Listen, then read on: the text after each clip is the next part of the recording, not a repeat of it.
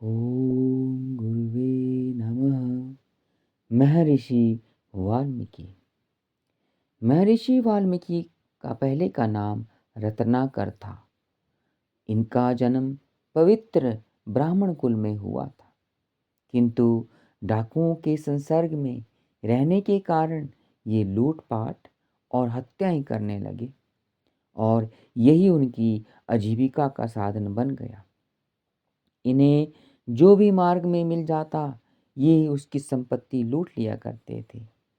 एक दिन इनकी मुलाकात देव ऋषि नारद से हुई।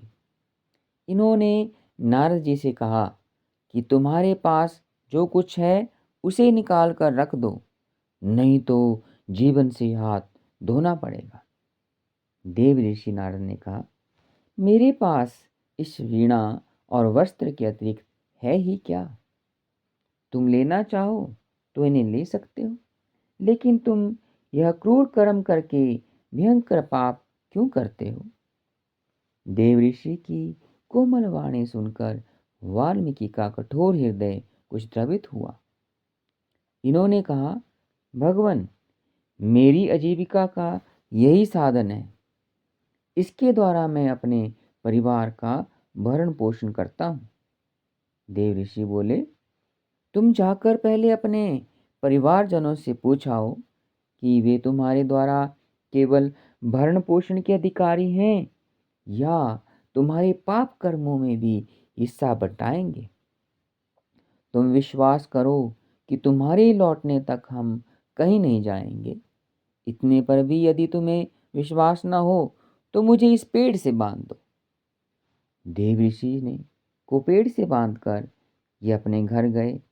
इन्होंने बारी बारी से अपने कुटुंबियों से पूछा कि तुम लोग मेरे पापों में भी हिस्सा लोगे या मुझसे केवल भरण पोषण की ही इच्छा चाहना रहे चाहते हो?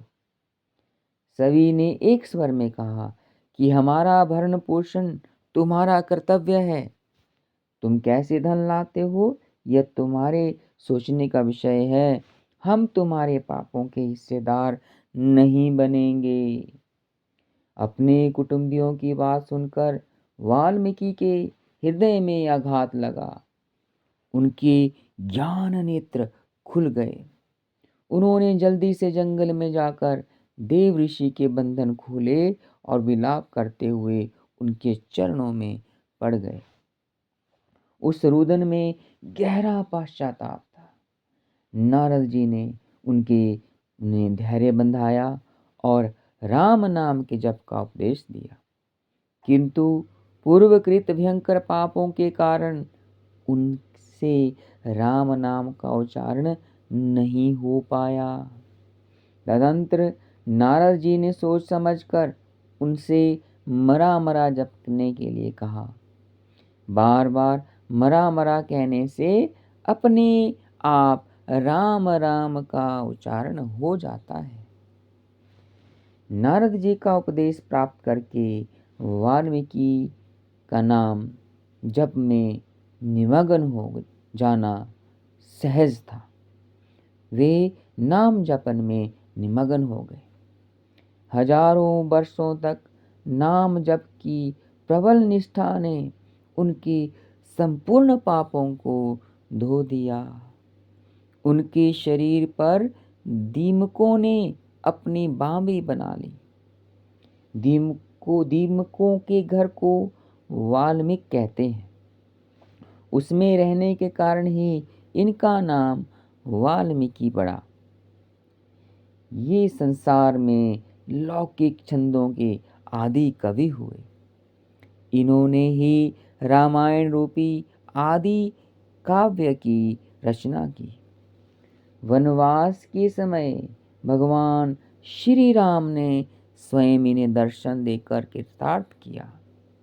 सीता जी ने अपने वनवास का अंतिम काल इनके आश्रम पर व्यतीत किया। वहीं पर लव और कुश का जन्म हुआ। वाल्मीकि जी ने उन्हें रामायण का गान सिखाया। इस प्रकार नाम जप और सत्संग के प्रभाव से वाल्मीकि डाकू से महर्षि ब्रह्म ऋषि हो गए। ओम वाल्मीकि महर्षि नमो नमः।